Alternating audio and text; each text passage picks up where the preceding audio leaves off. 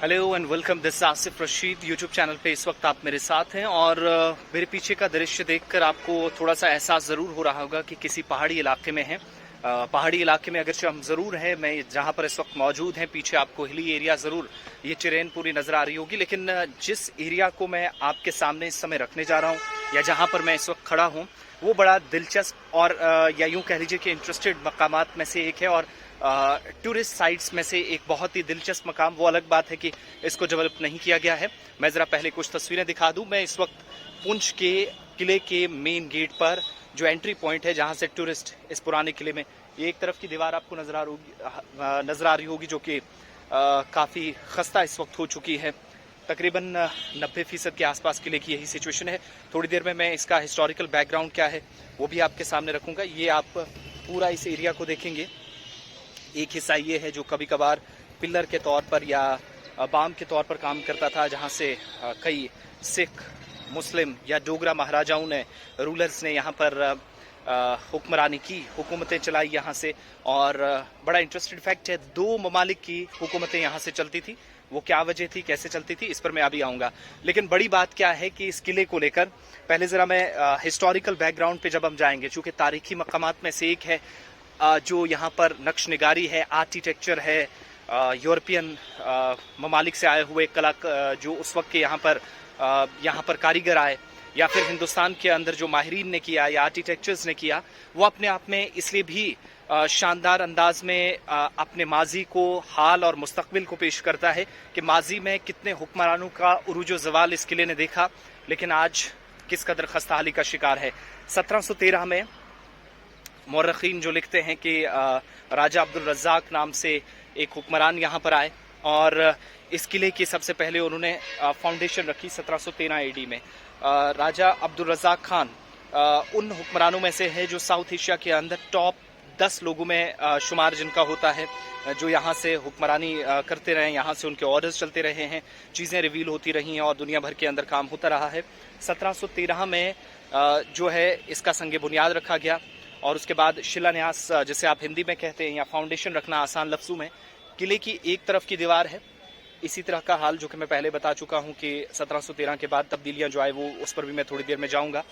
1713 के बाद राजा रुस्तम खान, राजा अब्दुल रज़्ज़ाक खान के बाद आते हैं और 1760 से 1787 के दरमियान इस किले को बनाया गया, यानी तकरीबन 17 से 18 सालों में किला मुकम्मल हुआ।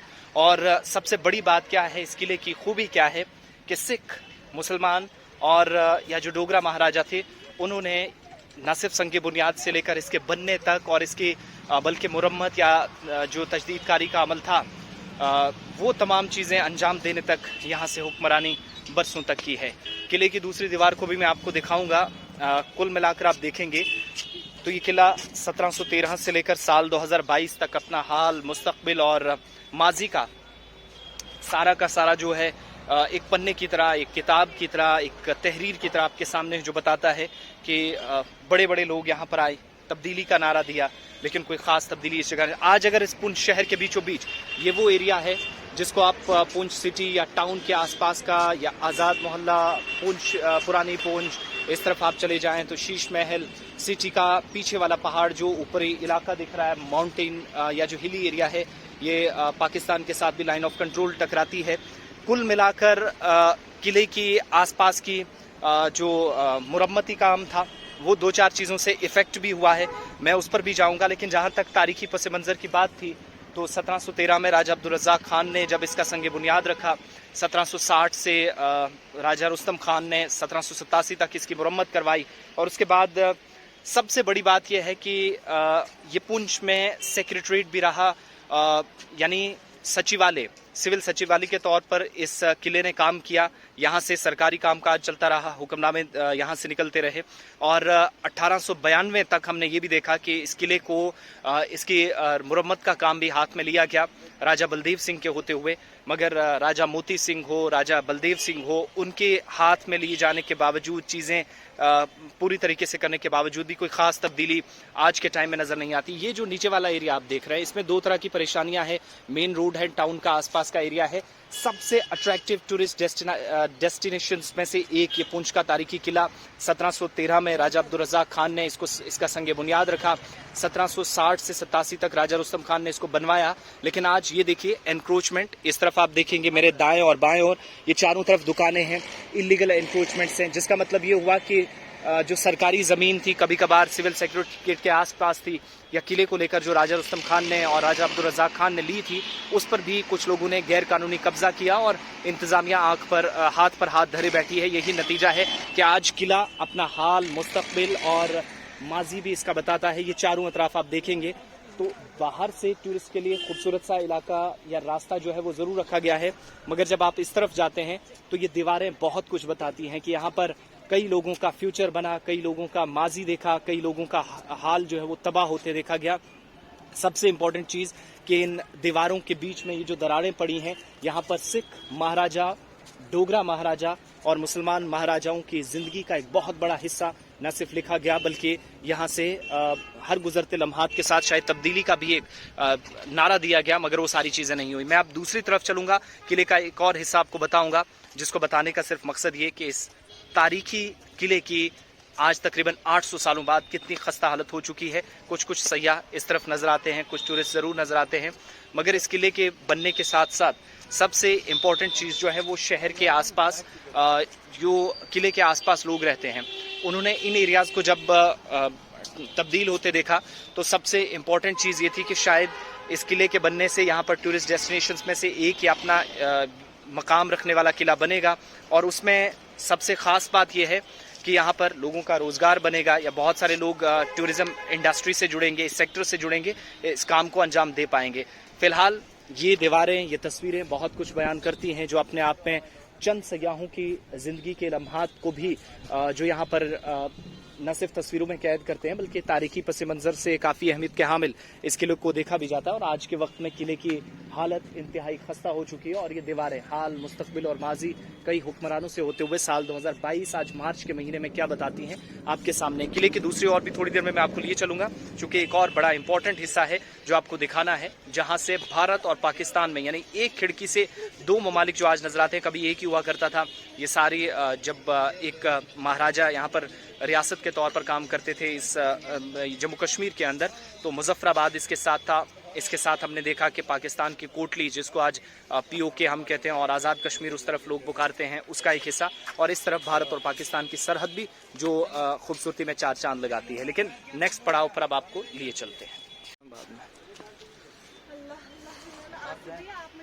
आप जाएं उधर सेकंड बोल के पास।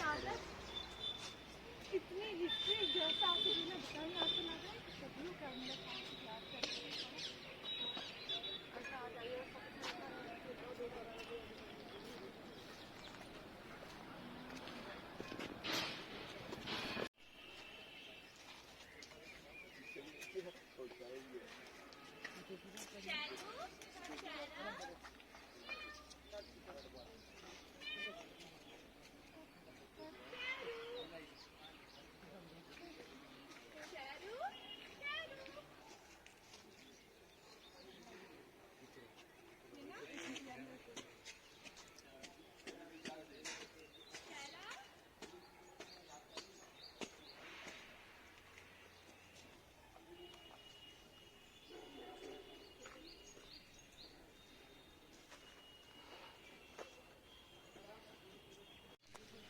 चलिए, ये वीडियो का लास्ट पार्ट जिसमें मैं आपको दिखाऊंगा कि जहाँ से हम एंटर हुए थे उस तरफ का सारा क्या मंजर था, मैंने आपको दिखाया। इस तरफ भी सिटी का एक बहुत बड़ा हिस्सा है जो कनेक्ट करता है यहाँ पे बैकग्राउंड, चूँकि एक बहुत बड़ी आबादी है लोकल्स की। लेकिन जब आप इन्हीं खूबसूरत घरों के बीच में, ये जो मेरे पीछे आप देख रहे हैं पूरा मोहल्ला है, एक बड़ी आबादी है, बल्कि पूरा शहर बसा है, लेकिन शहर के बीच में ये दीवारें वीरान 1713 में बनने वाला किला साल 2022 में किस कदर अपनी हालत पर आंसू बहा रहा है।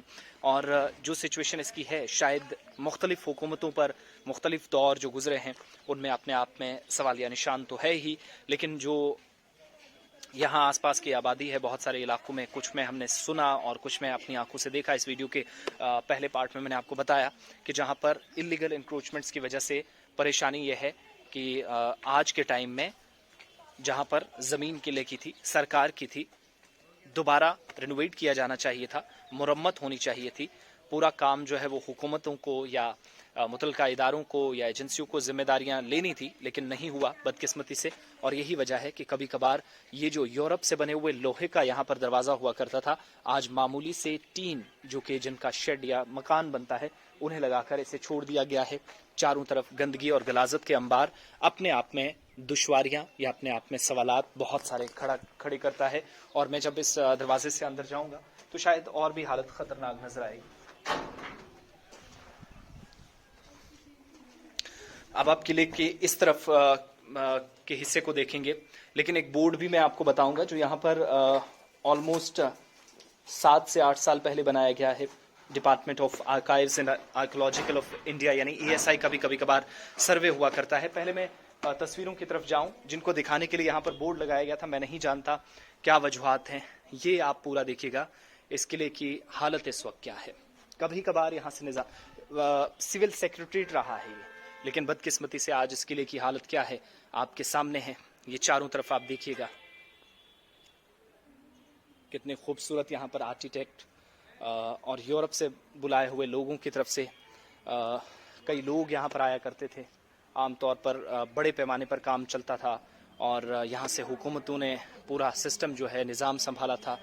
पुरानी दीवारें, वो नक्श निगारी और वो खूबसूरत हाथों से बनाई हुई चीज़ें जो शायद आज सालों की मेहनत के बाद नहीं बनती हैं, और लापरवाही का एक यूँ कह लीजिए अपने आप में एक बड़ी चीज़ ये भी है।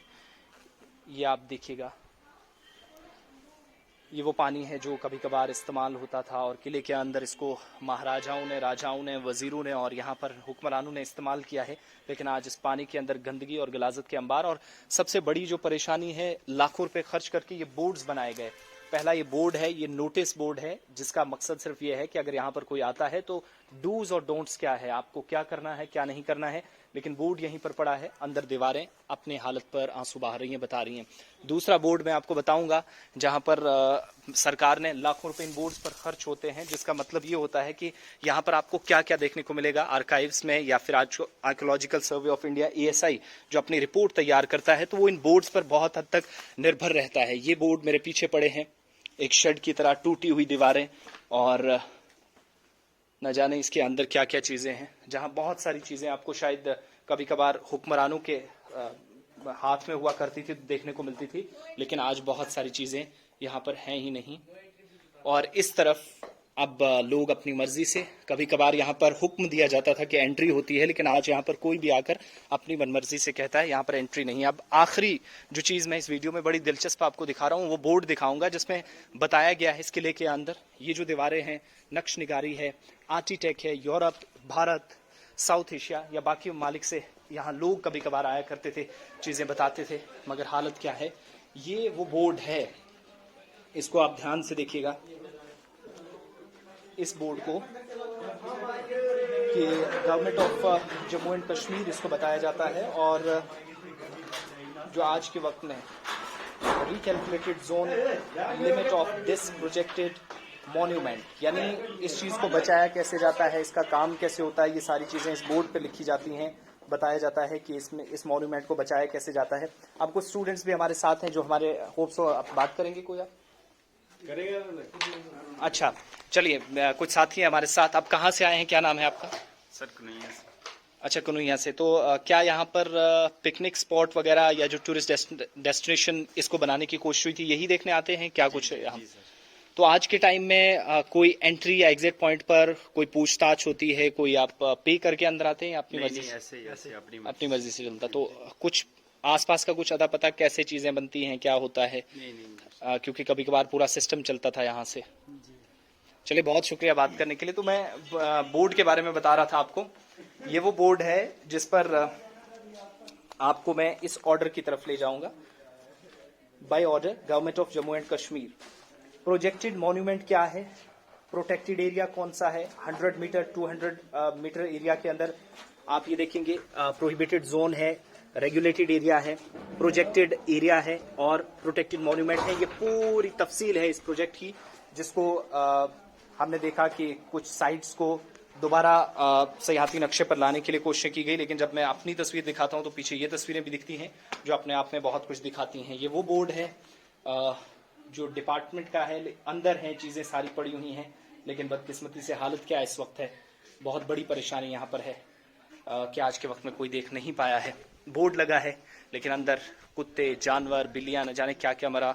और ये देखिए गंदगी के अंबार चारों तरफ, आप देखिए ये उस किले की हालत है जो 1713 में शुरुआत हुई थी बनाने के लिए, 1787 में मुकम्मल हुआ, सिविल सेक्रेटरीट बनाया गया और पूरे भारत और पाकिस्तान की हुकूमत यहाँ से चलती रही। बल्कि जो नॉर्दर्न पार्ट था, महाराजा आकर यहाँ पर बैठते थे और यहाँ से राजा बलदेव सिंह के समय में भी यहाँ पर मुरम्मत का काम किया गया, राजा मोती सिंह के टाइम में यहाँ पर मुरम्मत का काम हाथ में लिया गया 1892 में, लेकिन कोई ज़्यादा तब्दीली या फ़र्क नज़र नहीं आता।